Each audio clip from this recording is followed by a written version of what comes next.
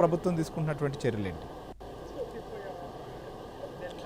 కాకినాడ సమీపంలో తుఫాను తీరం దాటుతుందని చెబుతున్న నేపథ్యంలో ఉమ్మడి తూర్పుగోదావరి జిల్లా, ఉమ్మడి పశ్చిమ గోదావరి జిల్లా, అదేవిధంగా విశాఖపట్నం జిల్లా ఈ 3 జిల్లాలపైన భారీగా దీని ప్రభావం ఉంటుందంటున్నారు.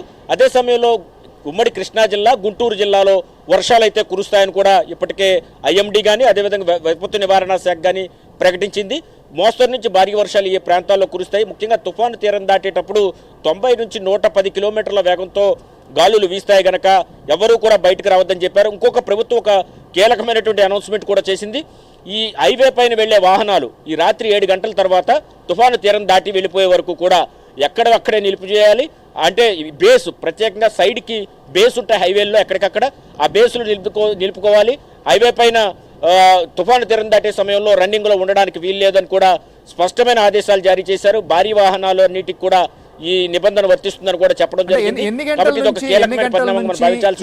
గంటల నుంచి వాహన రాకపోకలను నిలిపివేయాల్సి ఉంటుంది? ఒకవేళ ఏదైనా రన్నింగ్లో ఉన్నటువంటి వాటిని కూడా ఎక్కడికక్కడ ఆపేసేదానికి కూడా ఏమైనా యంత్రాంగం అలాంటి ప్రయత్నం కూడా చేయబోతోందా? అంటే ఎందుకంటే మనం చూసాం గతంలో లారీలు లాంటివి కూడా తిరగబడ్డాయి, గాలులకు పెద్ద పెద్ద హెవీ లోడ్తో వెళ్తున్నటువంటి లారీలు కూడా. సో అలాంటి ప్రమాదం ఉంటుందనే ఇప్పుడు వాహనాలను ఆపేయాలని చెప్పి ప్రభుత్వం అప్పీల్ చేస్తోందా?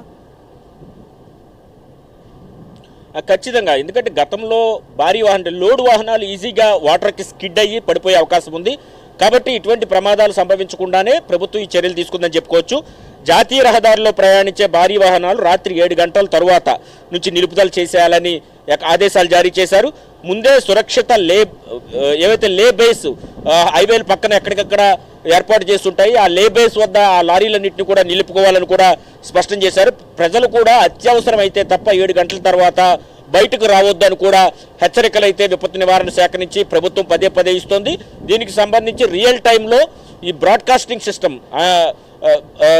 బ్రాడ్కాస్టింగ్ సిస్టమ్ ద్వారా కూడా మైకుల ద్వారా ఆయా గ్రామాలకు నేరుగా ఇక్కడ ఆర్టీజీఎస్ నుంచి అనౌన్స్మెంట్స్ కూడా చేస్తోంది. దీంతో పాటు తుఫాను ఏ దిశగా పయనిస్తుంది అనేది కూడా ఎప్పటికప్పుడు అనౌన్స్ చేయడంతో పాటు ఎవరైనా చిక్కుకుపోతే కనుక ఇబ్బందుల్లో ఉంటే ఇమీడియట్గా వాళ్ళ కాల్ సెంటర్ నెంబర్లు కూడా రాష్ట్ర వ్యాప్తంగా ఆయా జిల్లాల్లో జిల్లా కలెక్టర్ల ద్వారా ఇప్పటికే అనౌన్స్ చేశారు. ఆ నెంబర్లకు ఫోన్ చేయాలని చెప్పడం జరుగుతుంది.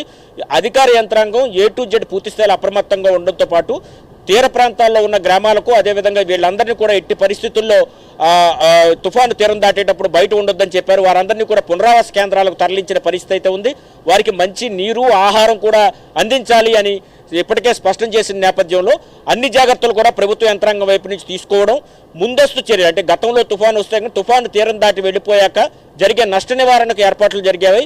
అయితే ఇప్పుడు మాత్రం ముందుగానే తుఫాను వస్తుంది 3 రోజుల్లో అన్నప్పటి నుంచే పూర్తి స్థాయిలో ఏర్పాట్లు చేసిన నేపథ్యంలో భారీ ఎత్తున ప్రాణ నష్టాన్ని, ఆస్తి నష్టాన్ని కూడా తగ్గించే అవకాశాలు అయితే ఉన్నాయని మనం భావించాల్సి ఉంటుంది. శ్రీహరి గారు రైట్. సత్యం, మీరు అన్నట్లుగా గవర్నమెంట్ చేస్తున్నటువంటి ఏదైతే సహాయక చర్యలకు సంబంధించి కావచ్చు,